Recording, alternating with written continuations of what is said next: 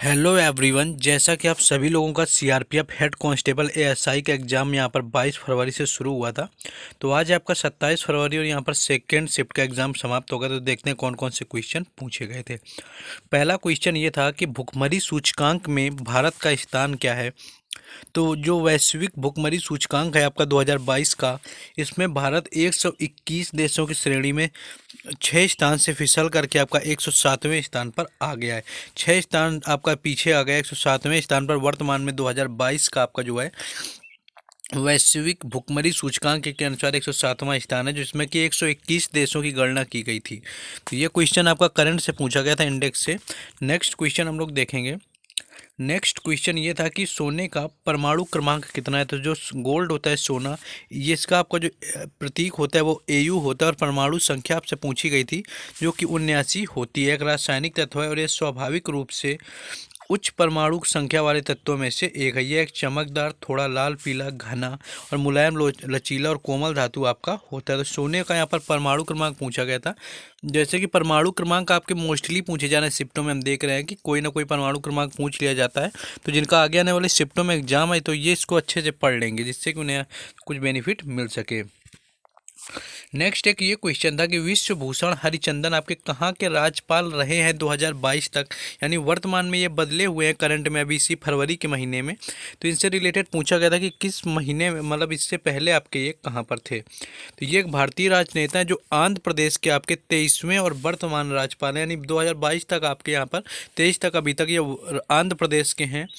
और उड़ीसा से ये 5 बार विधायक भी रह चुके हैं। और ये 12 फरवरी 2023 को इन्हें छत्तीसगढ़ का नया राज्यपाल बनाया गया। तो 2023 में आपके 12 फरवरी को छत्तीसगढ़ के राज्यपाल बनाए गए। तो इससे पहले आपका पूछा गया था, तो आंध्र प्रदेश आपका राइट आंसर था। और ये काफ़ी रिपीटेड क्वेश्चन है एसएससी जीडी का भी, जो कि विश्व भूषण हरिचंदन आपका पूछा गया है।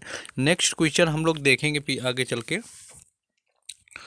लेकिन क्वेश्चन यहाँ पर बताने से पहले अभी तक जिन लोगों ने वीडियो को लाइक और चैनल को सब्सक्राइब नहीं किया, तो उनको वीडियो को लाइक और चैनल को ज़रूर सब्सक्राइब कर लेना है, क्योंकि यहाँ पर आपको हर एग्ज़ाम से रिलेटेड एनालिसिस करवाया जाता है। जैसा कि आप सभी को हर एग्ज़ाम की प्लेलिस्ट भी बना दी जाती है। आप किसी भी एग्ज़ाम का किसी भी दिन का शिफ्ट का एनालिसिस आप जाकर के प्लेलिस्ट में देख सकते हैं। तो आपको सिर्फ सपोर्ट के लिए चैनल को सब्सक्राइब कर लेना है। वीडियो को लाइक करते हैं आप लोग तो थोड़ा मोटिवेशन मिलता है कि जो हम काम कर रहे हैं वो अच्छा। और बाकी आपको व्हाट्सएप ग्रुप और टेलीग्राम चैनल दोनों का लिंक आपको डिस्क्रिप्शन में गिवन है, तो वहाँ से आपको जुड़ जाना है, जिससे कि आपको सारी अपडेट वहाँ पर मिलती रहे। चलिए क्वेश्चन में वापस आते हैं।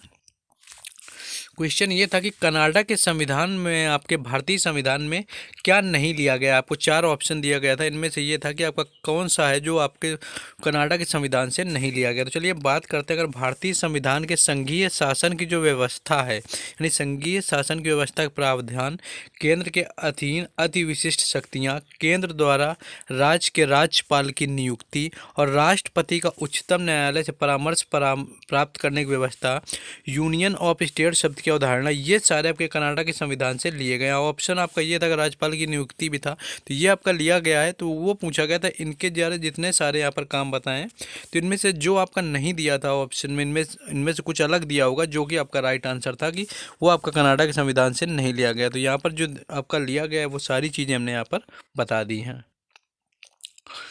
नेक्स्ट आपका एक कथन बना के क्वेश्चन आया हुआ था, जिसमें कि आपका चंपारण आंदोलन भी पूछ लिया गया था, अहमदाबाद मिल मजदूर आंदोलन भी आपका पूछ लिया गया था। तो सन 1918 में आपका अहमदाबाद की एक सूती कपड़ा मिल के मजदूरों ने 21 दिन की हड़ताल करी हुई थी, जिसमें आपके गांधी जी का सहयोग था। और यहाँ पर ही आपके सरदार वल्लभ भाई पटेल ने नेतृत्व किया था, तभी इनको बारादोली की महिलाओं ने इनको सरदार की उपाधि दी हुई थी। अहमदाबाद की मिल हड़ताल के नाम से आपका प्रसिद्ध है। वहीं 1917 में आपका चंपारण सत्याग्रह, गांधी जी के बाद ये दूसरा उनका सफल सत्याग्रह 1918 में हुआ था। इससे जो पहला आपका किया हुआ था वो 1917 में चंपारण में था। राजकुमार शुक्ल के बुलाने पर ये चंपारण गए थे, जो कि नील की खेती के विरोध में गांधी जी ने यहाँ पर आंदोलन किया हुआ था चंपारण का। तो वो आपका 1917 में था। और ये यहाँ पर आपको जो दिया गया है 1918 में आपका मिल आपका मजदूर वाला हुआ था। नेक्स्ट आपका क्वेश्चन ये था कि शंकर सुब्रमण्यम किस खेल से संबंधित हैं जिन्होंने आपके 2021 में यहाँ पर कुछ आपका 5.3 मीटर का एक रिकॉर्ड बनाया है। तो ये आपके फुटबॉल खेल से संबंधित है, यानी 2021 को 2 बार ओलंपियन और भारतीय टीम के गोलकीपर रहे शंकर सुब्रमण्यम नारायण 86 वर्ष की आयु में निधन हो गया। RSS बाबू नारायण के नाम से भी जाना जाता था। उन्होंने मेलबर्न में ओलंपिक और 1956 में रोम ओलंपिक में 1960 की भारतीय फुटबॉल टीम का यहाँ पर प्रतिनिधित्व किया हुआ था। तो ये आपका यहाँ पर पूछा गया था, तो इनसे रिलेटेड ये क्वेश्चन यहाँ पर आया हुआ था। नेक्स्ट क्वेश्चन आपका पूछा गया था कि जो मुगल शहंशाह थे आपके शाहजहां, उनकी बेगम का नाम क्या था। तो मुमताज़ आपका राइट आंसर था। अगर मुमताज़ आपको ऑप्शन में नहीं दिया होगा तो अर्जुमंद बानो बेगम आपका दिया हुआ था, जिनका नाम बदल के मुमताज़ रखा गया था, जिनकी याद में शाहजहां ने यहाँ पर ताजमहल का निर्माण भी करवाया हुआ था। तो मुमताज़ इनकी बेगम का नाम यहाँ पर पूछा गया था। नेक्स्ट आपका पूछेंगे क्वेश्चन ये था कि जो मोहम्मद अली जिन्ना है ने अपनी 14 सूत्री मांग किस वर्ष प्रस्तुत की थी। तो 28 मार्च 1929 यहाँ पर राइट आंसर था। इसमें दिल्ली के मुस्लिम लीग के अधिवेशन में अपना 14 सूत्री प्रस्ताव रखा था। यह अधिवेशन जिन्ना की अध्यक्षता में ही संभव हुआ था और इसमें जिन्ना की 14 सूत्री मांगों का कारण नेहरू रिपोर्ट में मुसलमानों के लिए पृथक निर्वाचन मंडल की सुविधा को न देना था। नेक्स्ट क्वेश्चन आपका ये पूछा गया था, यहाँ पर हम देखेंगे आगे। नेक्स्ट क्वेश्चन था कि 2011 की जनगणना के अनुसार उत्तर प्रदेश का क्या स्थान था। तो 2011 की जनगणना के अनुसार उत्तर प्रदेश सर्वाधिक जनसंख्या वाला राज्य था, जिसमें कि 15.51 करोड़ जनसंख्या ग्रामीण क्षेत्रों में और 4.45 करोड़ जनसंख्या शहरी क्षेत्रों में रहती है। और 2001 से 11 के बीच शहरी क्षेत्रों में 1.09 करोड़ की आबादी की आपकी बढ़ोतरी हुई थी। तो उत्तर प्रदेश का यहाँ पर स्थान पूछा गया था। तो आपका पहले नंबर पर यहाँ पर उत्तर प्रदेश आता है और दूसरे नंबर पर भी आपसे पिछले शिफ्टों में पूछा जा चुका है।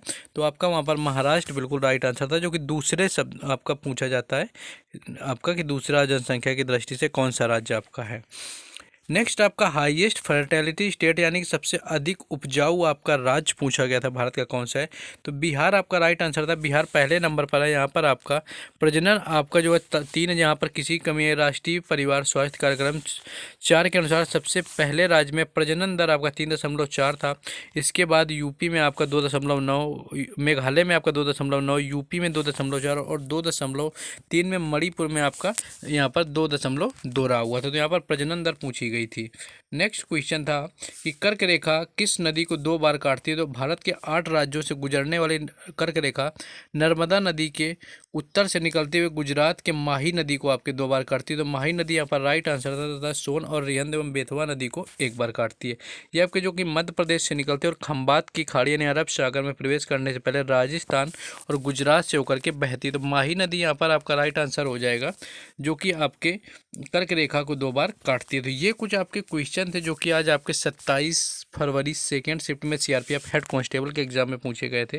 तो जिन लोगों ने अभी तक वीडियो को लाइक और चैनल को सब्सक्राइब नहीं किया तो कर देना है, क्योंकि हर एग्जाम का एनालिसिस आपको यहाँ पर करवाया जाता है। बाकी व्हाट्सएप ग्रुप, टेलीग्राम चैनल दोनों का लिंक डिस्क्रिप्शन में।